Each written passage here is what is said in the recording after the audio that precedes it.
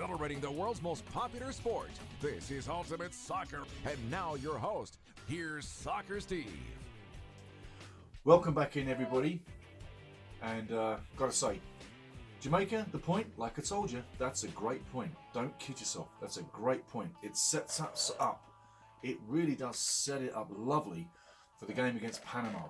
And that's where we're going right now. It's the pre-game for Panama, Canada, BMO Field, October 13th. And like I say, before we go into this, the Voyagers, Red Patch Boys, U Sector, if you guys can attract more people to the stadium for the game to cheer on the nation, that would be absolutely fantastic.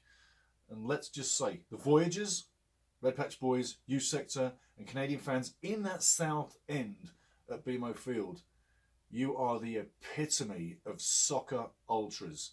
It's absolutely fantastic to see you guys do your thing.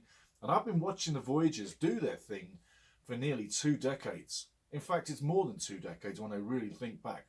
But the Voyagers have been there all along. So big up to the Voyagers, big up to the supporters groups.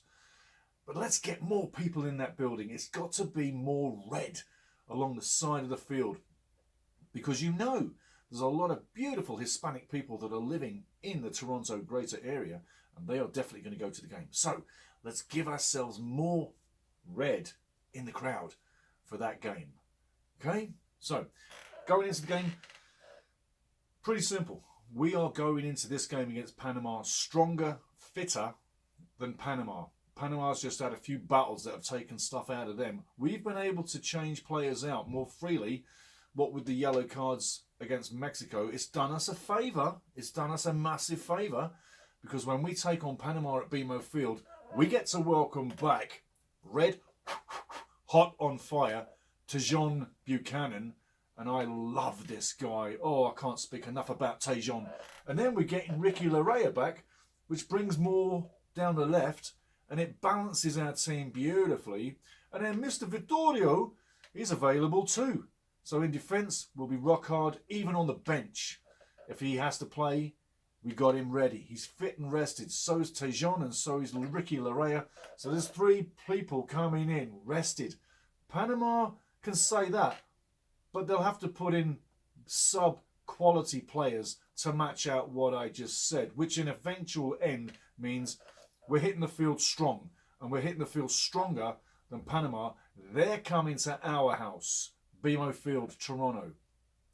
Our players are in the zone where they know everything. Now they're going to be relaxed and getting all the things they need, and it's going to set this up beautifully. It really will.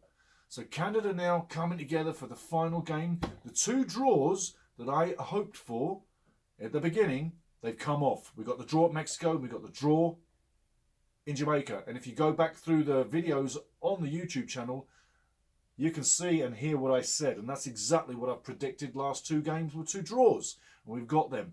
Now I'm predicting something else. Stick around, you get to hear that. And for those that like to tune in and not listen to the whole show, guys, I've got to tell you, there's a story that I build all the way through every episode.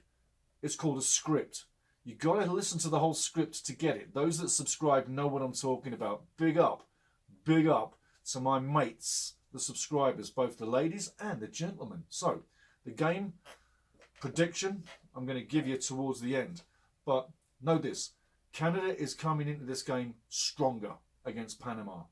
We got players that are rested, and I'll tell you what, Panama's going to be more fatigued for the games they've played. Mark my words, the last 15 minutes in this game is going to be absolutely critical to both. If it was 1-1 after 60, 70 minutes, I would pursue the thought that Canada would be stronger, fitter, faster, need it more, and get that go-ahead goal for a 2-1 win. Well, there you go. I just gave it away. Like the pictures on the board are saying, I'm thinking a 2-1 win for Canada is what I'm thinking is going to happen. So let's go with that one. Remember, Tejon Buchanan, Ricky Larrea and big Mr. Vittorio in the back, keeping it safe, are coming back in, rested and available. The game plan, we've got to have speed on the wings, each side of the wing. For the Panama game, I would do a switch over. I would bring Tejon Buchanan and put him on the left wing. And I'd also then switch over Alphonso Davies and put him on the right, just to confuse the Panamanian defence and midfield. And I would make sure that they knew they had license to cut in from the wing and rifle in Tejon's case, a rocket-hard right foot shot, and in Alfonso's case, a rocket-hard left foot shot curling away from the keeper into the top corner or bottom corner if it's a placed shot. That's one of the tactics I'd love to bring in. I'm not telling Johnny Herdman what to do, but I'm just seeing things in the game tactically that I would like to do. Steven Vittorio, I'd like to see him back in. Steven Estacchio, I'd like to see him general and dictate the play. We've got to dictate the play. That's one of the things. Keep the tight midfield, keep it tight, but keep it creative. Steven, the man, Estacchio, because he is such a magic part of this team. We've got magical players all across the board. We really do. But Estacchio is vital in this game. It's the intelligence. You've got to think on the fly and you've got to make moves happen now. You've got to go from defensive off-the-line clearance into attack straight away. He's the link guy. He knows what to do and he knows where the placement of the ball and the depth and the touch and the weight on the ball. He knows all that instinctively. That's who we've got. He's an amazing link man. If he has a top game, Canada wins 2-1. That's what I'm looking at. But we've got to be brave and we've got to execute in front of goal. There's a few times recently where you can say we've wasted a few chances in front of net, whereby maybe a draw may well have turned out as a win, especially in Mexico. Remember that. We took Mexico to the wire, mate, and we could have got a win there. Didn't get it, but we've got a great point. And I said before, a point in Mexico, a point in Jamaica, and round it off with a win against Panama. No arrogance, no complacency. The result is not in the bag.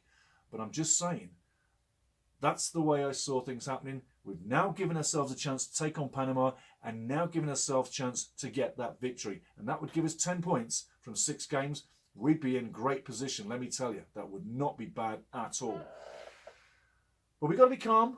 We've got to be patient. And to get that result, I think Johnny Herdman's going to set the team up well. And big up to the substitutions that Johnny's led and had throughout the first 5 games. Now we're going into game 6, and this is a vital game. And this will be a great way to finish off qualifying phase 2 with a win against Panama. Now, here's some food for thought moving forward. The 4 games coming up on the 13th, you've got the USA taking on Costa Rica. USA just lost. They need a win. Costa Rica's flying high, just got a win. I see the USA grabbing a win. It might be just what they need. This one's either going to be a blowout against Costa Rica or it'll just be a 1-0. So it's either 2 to 3-0 for the US or just a 1-0. Can Costa Rica score? Yeah, they can, but I don't expect them to. Second game up is our game, Canada-Panama on the day. I'm calling 2-1 for Canada. It's going to be a battle. It's going to be a tricky battle. It's going to be skillful. It's going to be physical. It's going to be mental. You've got to keep your focus, keep patience, Canada, and execute in front of net. When you're in front of net, don't blaze it. Just pass it into the net. Next game up, Honduras taking on Jamaica. It's a battle of the basement. Whoever loses this literally sinks any chance they have of qualifying. I got a feeling this has got draw written all over it because both teams will be very nervous. But if someone's going to win, I think it's probably Honduras, and it's going to be a 1-0. If it's a 2-0, they've done themselves a favour, but they really did stick the knife in Jamaica because they are reeling and they are really in trouble. And then finally, El Salvador taking on Mexico in El Salvador. It's going to be interesting. I expect Mexico to snip this one 1-0. But El Salvador are a team that you cannot really put a place on. They win, they lose, they draw. It's hard to gauge. But on this one, I think Mexico's definitely got the win. Now, coming in November, Costa Rica at Commonwealth Stadium in Edmonton on the 12th, and then on the 16th, it's Mexico. Again, I'm going to say November 12th, Costa Rica, November 16th, Mexico in November. Tonight, in Alberta, where I live, not too far south from the stadium, it is -6 degrees, -6. We're a month away from November 12th and 16th in Edmonton, which is 5 100 k's closer to the Arctic Circle than I am. Mexico, Costa Rica, get ready to have your you-know-whats frozen off. In Canada, you've got a great chance against 2 South American teams. I would sooner play it in Toronto, but if those experts are saying that playing at Edmonton's the way to go, we shall see. But it's -6 right now, and we got a whole month to go. Okay, guys, Panama 2-1. That's what I'm saying. That's what I'm seeing. And right now, we're sitting 4th behind Panama in 3rd. We got 7 points. They got 8th. If we get the win, we sit on 10 in 3rd, and they'll probably be sitting in 4th on 8. I'd love us to be 3rd again, like we were last time we finished a phase of qualifying. To see Canada in 3rd would be a beautiful thing. Do the glorious. Tell your friends to get to the game in Toronto. Let's support this team. And I tell you what, it's going to be a very important game. But I believe we can get it.